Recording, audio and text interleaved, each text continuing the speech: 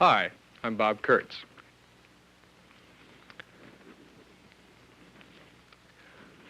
I'm a Christian. I know the Lord is my Savior. I really want to make my life count. But the problems we face in our world are staggering. During the next 20 minutes, you will frequently be given a quick glimpse of this card, showing you how many people have been born during the time we spend together. Already, for example, 405 more people have joined us since this film began. India now has 540 million people. China, 740 million. The projected population of Asia by the year 2000 is 3.5 billion, which is equivalent to the total population of the world right now.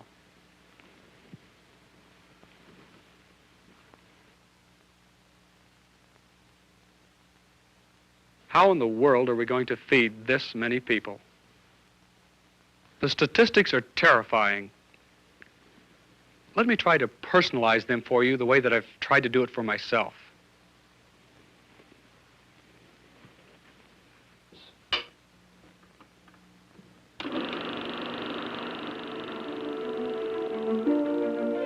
Steve!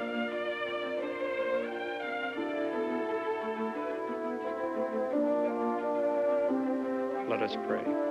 Thank you, Lord Jesus, for the good food Mommy fixes.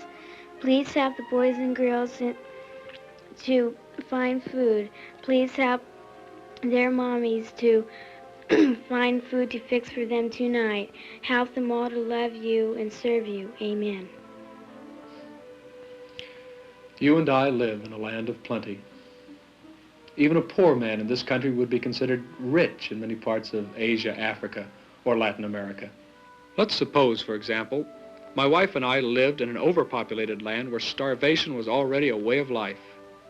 What would it be like?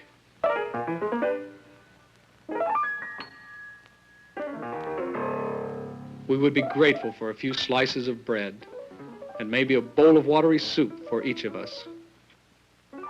We read a lot of newspaper stories about critical problems in our educational systems. But suppose my children, suppose yours, lived in Central Africa or Indonesia or Korea or Paraguay, where only a small percent of even the best qualified children could attend school. Before the Nigerian Civil War, Biafra made excellent progress as an emerging African nation. Yet even there, only 1 out of every 50 qualified students could get into primary school. The Bible says, "To whom much is given, much shall be required." I wonder if we really understand what that means.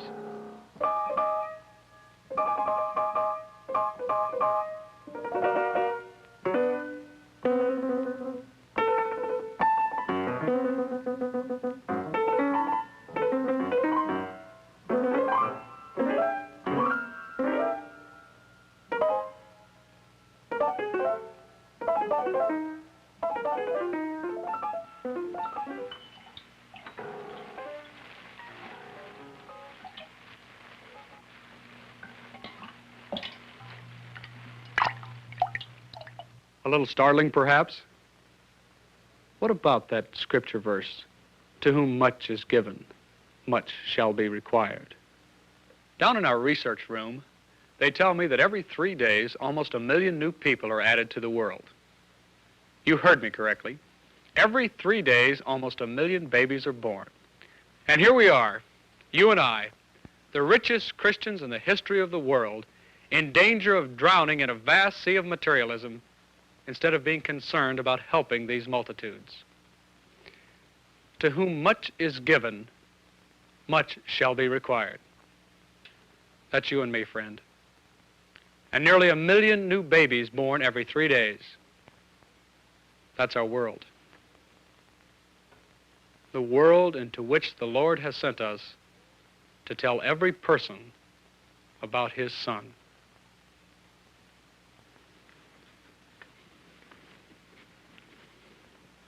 If you're a normal human being, then you should be concerned about the scarcity of food, housing, medicine, and education in other lands. But what about the most critical shortage of all? The Bible tells us of a day when there shall be a famine, not of bread, but a famine for the Word of God. The problem today is that there are millions of hungry-hearted people who don't even know that God has a message for them because no one has told them.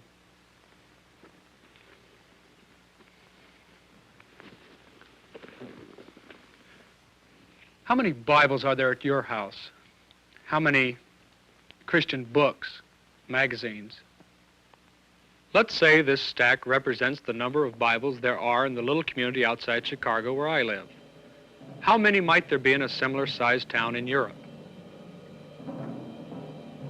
Suppose it were a similar area in Latin America, in Africa, in Japan, where the gospel has been told for more than 100 years.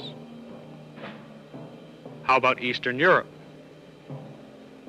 Pakistan, Iran, Iraq, Jordan, or Saudi Arabia, where it can mean death to be caught reading a Bible.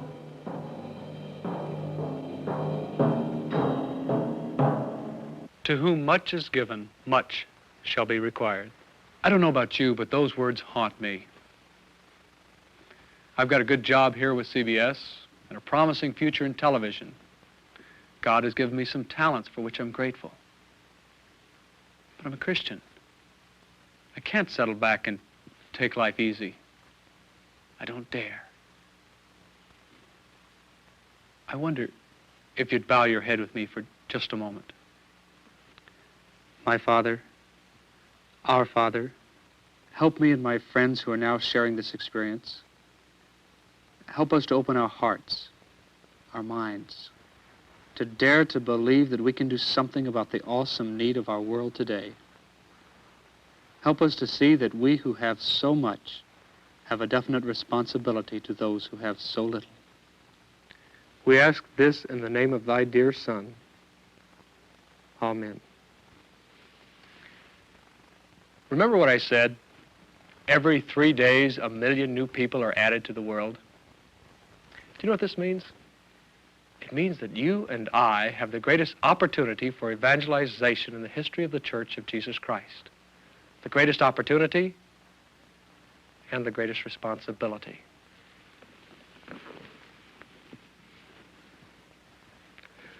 We have the potential in our lifetime to bring the message of salvation to every person alive in the world today. But will we do it?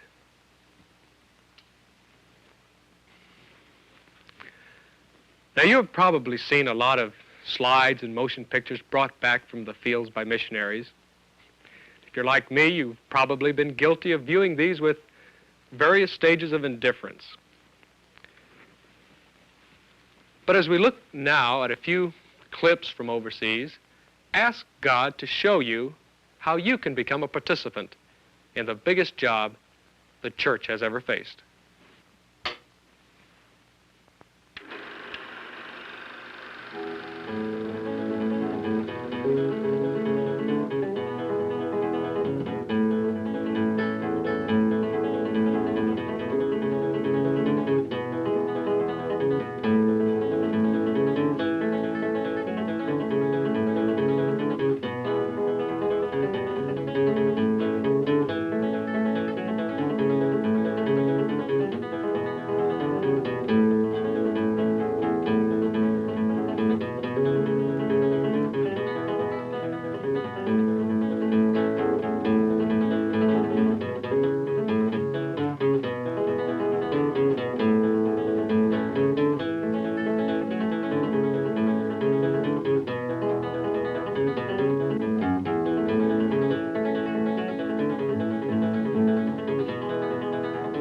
We certainly should thank God for what so many of our missionaries have accomplished, often against difficult, almost insurmountable odds.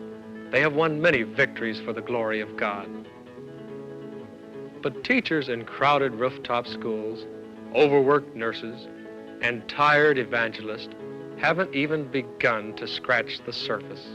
If we haven't kept the pace before now, how can we hope to reach the coming multitudes?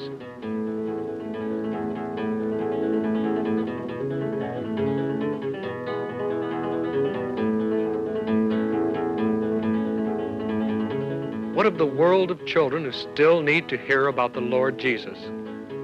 How will we ever get the message to them? Half the people in the world today are under 21 years of age. Where are the Christian young people who will go and share their faith with others their own age? And what about the businessman in Japan, or the housewife in the market in Bolivia, or the apartment dweller in Brazil, or the factory worker in India? How will they ever hear? The world's cities are crowded with people. Everywhere there is a never-ending stream.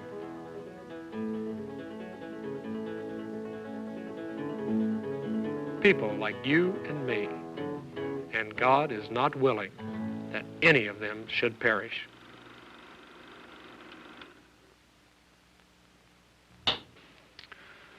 So, what should I do?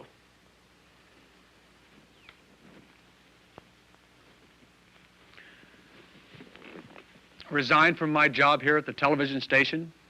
Head for the Orient or Africa or South America? Get out my checkbook? That'd be a lot easier, and send a few dollars to my favorite missionary.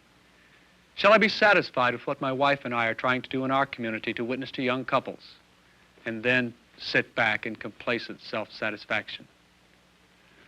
I have here with me several persons, each of them involved in the concern of the church overseas. I've asked them to share with us their concern about the population explosion and our responsibility. Gentlemen? Each of us has to do the thing that the Lord shows us that we are to do personally. It may be that God will call you out of your profession completely, or it may be that He may call you to go overseas and perhaps teach in a university in the field of the arts and television. On the other hand, He may call you to stay here at home and give your full support to those who are attempting to meet the need in this tremendous population explosion. The main thing is that each of us do what God wants us to do, and that means getting all the information we can first so that we can make intelligent judgments, and it involves opening ourselves spiritually without reservation to do whatever the Lord wants us to do. Having served as a missionary in Latin America for 15 years, I'm sensitive to the problem of population control, since it is one of the major issues being faced by that part of the world. In dealing with young people and students in North America and elsewhere, it seems to me that we must bring out to them the possibility that in the overseas mission of the church, they may well have to become involved in the social implications of the educational process related to population control, as well as in the direct evangelistic extension of the church to the population. Our world population explosion faces the Church of Jesus Christ with a very serious crisis. It is not the crisis of closed doors, it is the crisis of open doors, of opportunities, of responsibilities. For example, in Africa today, there are thousands of grade schools and high schools in which we could and should be teaching the Word of God every week. With the exception of China, Asia's 2 billion people are wide open to the distribution of the Word of God. Bible sales in Latin America are greater than ever before. This is mission's greatest hour. Thank you, gentlemen. I, for one, am grateful for the leadership we have in the church today. But be careful, my friend. These men would be the first to agree with me that our biggest danger is to expect our missionaries to face and solve all the problems alone. Until you and I, until every member of the body of Christ join in this common task, until some of us go and reach these multitudes, there will be millions who will never hear and will be lost for all eternity. Just how great is your concern? Not the person sitting next to you, but you. How great is your concern for a world which is producing almost 1 million new people every 3 days? Souls for whom Christ hung on a cross. Souls for whom God gave His word to man. How much do you care? Be honest now. How much? Let me share with you a burden that has become like wind and fire in my heart. I told you I'm in television. It's a fascinating world, television. It depends on people with creativity and initiative. A television program succeeds or fails on the basis of ideas and the implementation of ideas. Creativity and initiative. Tie those two words to the Bible quotation To whom much is given, much shall be required. Ask God to make them come alive in your mind right now. The population explosion, the enormous task, the almost insurmountable job the church faces of making even the slightest dent in the evangelization of the world. Hear me carefully now.